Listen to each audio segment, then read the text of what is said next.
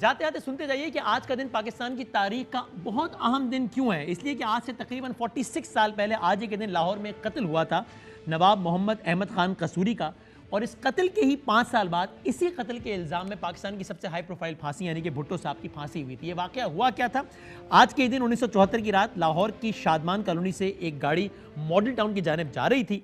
इस गाड़ी को ड्राइव कर रहे थे पीपल्स पार्टी के उस वक्त के रुकन कौमी असेंबली अहमद रजा कसूरी साहब, जी हाँ वही कसूरी साहब जिनको आप टॉक शोज में भी देखते हैं, और उनके वालिद नवाब मोहम्मद अहमद खान कसूरी साथ बैठे थे। जब ये गाड़ी शादमान कॉलोनी के पास पहुंची, गाड़ी पर फायरिंग शुरू हो गई। अहमद कसूरी साहब जो कि गाड़ी चला रहे थे वो अपना सर नीचे करके गाड़ी तेजी से चलाते रहे, लेकिन बदकिस्मती से फ्रंट सीट पर बैठे उनके वालिद मोहम्मद अहमद खान कसूरी के सर पर गोलियां लग चुकी थीं। उनके बेटे अहमद रजा कसूरी अस्पताल लेकर गए अपने वालिद को, लेकिन वहां उनके वालिद वहां उनके वालिद का इंतकाल हो गया, उनकी जान न बच सकी। पुलिस ने अहमद रजा कसूरी साहब से पूछा आपको किस पर शक है? कसूरी साहब ने कहा जुल्फ़िकार अली भुट्टो, उस वक्त के वज़ीर आज़म, चूंकि उनको इख्तिलाफात चल रहे थे, उन्होंने कहा भुट्टो साहब पर शक है और मैं भुट्टो साहब के खिलाफ ही FIR दर्ज करवाना चाहता हूं। किस्सा मुख्तसरी के भुट्टो साहब के खिलाफ FIR दर्ज कर दी गई। फिर क्या हुआ, तहकीकात किस तरह हुई? पंजाब हुकूमत ने इसकी तहकीकात के लिए लाहौर हाई कोर्ट के एक जज पर मुश्तमिल एक अदालती कमीशन बनाया। अदालती कमीशन ने अपनी रिपोर्ट पंजाब हुकूमत को जमा तो करवा दी, लेकिन वो रिपोर्ट पब्लिक नहीं हुई। जिस तरह आजकल होता है, बहुत सारी रिपोर्ट्स का आप सुनते रहते हैं आए दिन। उसके बाद ये केस ये कहकर बंद कर दिया गया कि मुल्जिमान का सुराग नहीं लगाया जा पा रहा। फिर क्या हुआ, मामला आगे बढ़ता रहा, बात आई गई होगी, यहाँ तक कि मार्शल लॉ लग गया, भुट्टो साहब की हुकूमत चली गई, ज़ियाउल हक साहब आ गए।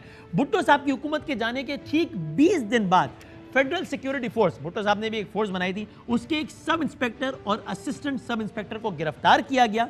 और गिरफ्तारी के अगले ही दिन उन दोनों ने अपने जुर्म का एतराफ़ कर लिया कि हाँ हमने ही यह कत्ल किया था।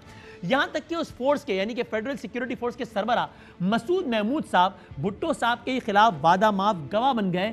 यहां तक कि 3 सितंबर 1977 को भुट्टो साहब को इस केस में गिरफ्तार कर लिया गया, लेकिन गिरफ्तारी के 10 दिन बाद ही भुट्टो साहब की जमानत हो गई।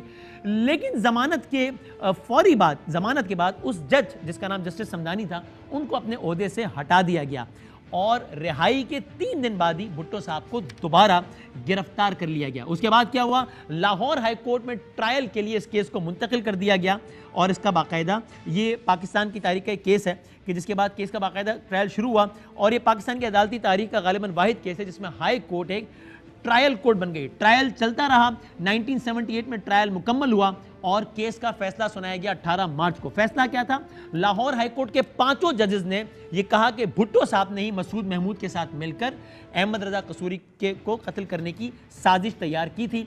भुट्टो साहब को सजाए मौत सुनाई गई। उस सजाए मौत को सुप्रीम कोर्ट में चैलेंज किया गया। वहां 9 जज थे, एक जज रिटायर हो गए, एक बीमारी की वजह से रुखसत पर चले गए। यहां तक कि जो बाकी 7 जजेस थे